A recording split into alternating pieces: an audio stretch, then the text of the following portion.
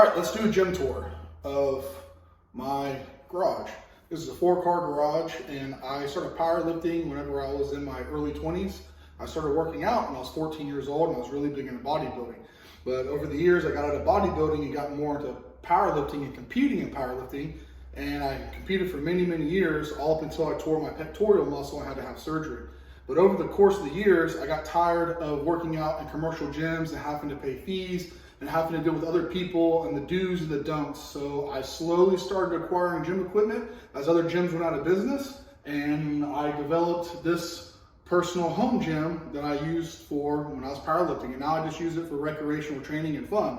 But let's get into it. So right here we have a Bolt Fitness squat rack. This right here was, you know what, I'm not going to go over the prices. I'm just going to tell you what it's for. For those of you who don't know, is you get up on here and you have a belt that comes across, you hook it to here, and this is a big pendulum. So whenever you lift up on this swings out the way and this moves up and down.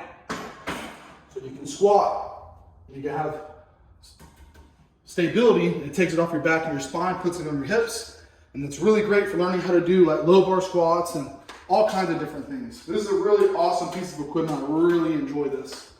Over here, we have our rep flat bench. It's just a flat bench. So this is our half rack from Elite FTS.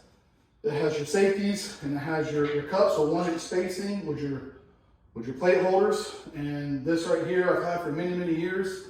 I've got a lot of work out of this. Over here is the full cage. This one right here, I got off of eBay. Now I will tell the price of this one. I bought this one for $300 almost 12 years ago. And I still have it to this day, and I've used the hell out of this rack.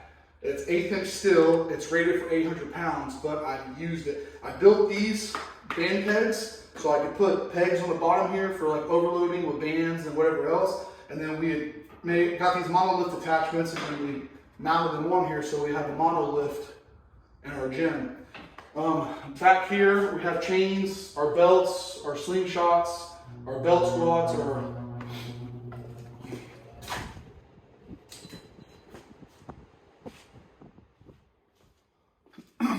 I have my compression shorts, my straps, my knee wraps, all that good stuff, my medals from my competition days. Over here, we have our wrist straps, we have our cable attachments, we got all of our collars, my shorts when I do belt squats because that belt digs into my thighs. We had our bands, which I know they're not the best bands, but they work. Our block for doing board press, and then our deadlift jack. And then over here we have our bars from our Texas Power Bar, our Troy Power Bar, Bolt Power Bar. This is a Titan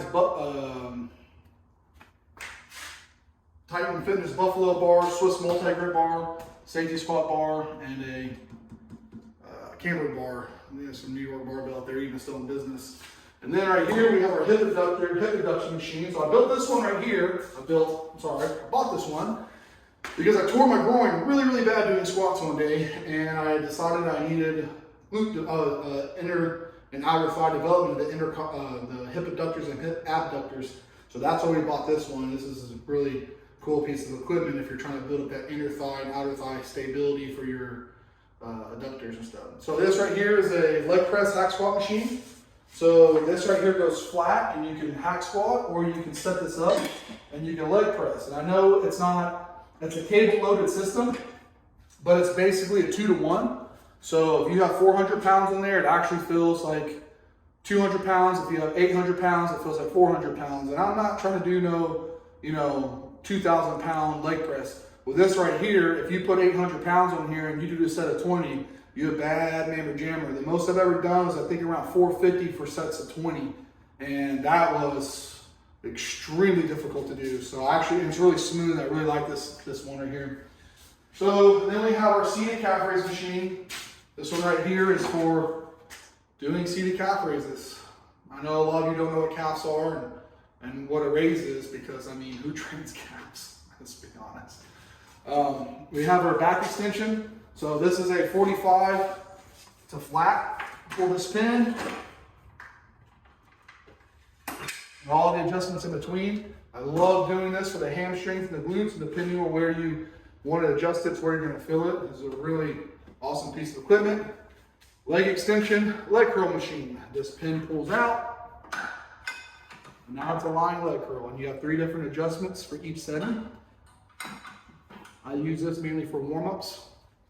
And we'll go to this side of the gym. Oh, this little bar right here, so I can hold on to it. I feel like doing side dumbbell lateral raises, or if I just got a good itch in my back, I'm like, oh, that's it right there. Now let's start on this side of the gym. So we have our drink holder and our phone holder. This is our preacher curl bench, which doesn't really get used much. What I like about this is you have your lace flat, which is kind of neat. So that way, if you want to do like wrist curls on it or whatever, you can do your wrist curls, your preacher curls, your one arm. You could come over and do Scott curls on it if you want to do that. You know, well, of course you'll be doing it the other way, but still, it's a pretty cool. It has all the height adjustments and everything like that. And then you can also take it and you can put this around, and now you have a back support to sit here and do shoulder press or whatever seated dumbbell if you want a secured back piece. So it's a versatile piece of equipment, pretty cool. It doesn't get used as much as it should, but it is what it is. This is my neck decompressor. I know it looks gross, but I put that around my neck and I stretch my neck and my vertebrae. We have all of our attachments for the cable system. And then this is the cable crossover system here. So we have this cable crossover system. So we have our seated, you know, we have our wire pull down system. We have our cable crossovers. And then we have our seated cable row machine, well, cable system. So everything you can do on this, you can do, you know, everything you do at the gym on this, you can do here. I built this little, a lot of this equipment is built too. I built a lot of this. So this right here is to do your T-bar rows. So you can rock out your T-bar rows. Then we got this attachment here if you want to do barbell rows or different grips on the T-bar row. So that's what that is. This is a little homemade side lateral machine that I built, which I'm probably going to get rid of, but load the plates on the side. You can come in here and do your side lateral raises, or you can even stand up and do it depending on how you want to go about it. But probably going to get rid of it. Don't really use it like I should. This is our seated iso rower machine. So if you want to do that isolated back work, make it feel like a dumbbell row. It's not the one with the chest pad where you can really overload. This one you still have to brace yourself, but this feels, if you sit high on the seat and you swing back and up, it feels more like a dumbbell row. It's really great for isolating the lats. Pec deck, reverse pec deck, just super nice for doing pec decks and reverse pec deck. When you don't feel like doing bent over lateral raises, which I hate doing bent over lateral raises. I do them when I feel like I need to, but I'd much rather do these because I can isolate the delt instead of filling in the abs and low back and everything. So then we have our bolt incline decline bench. We have our ab bench right here for doing ab work, which doesn't really get used much. This is a bench that I built a long time ago. Many years ago, I built this one, and it's probably the most solid bench I've ever had. We had the rep one over there, but this one was like the OG for many years. So we bought that one with a wider pad on the back so we can get more stable on it. But this is a little special place in my heart. And then we have our dumbbell rack. So I built this one here, but then we have our dumbbell rack. It goes from 5 all the way to 20 in 2.5 increments, 5, 7.5, 10, 12.5, 15, 17, and then from there, it's 5-pound increments all the way up to the 100s. And then we have 110 pounders down there. Back in my heyday, before I tore my pectoral off there, the tendons, I used to be able to bang these. It's been a long time, but I miss doing sets of 20 with those hundreds. And now they're just a relic of an old memory, and I haven't touched them in a long time. So this is the gym.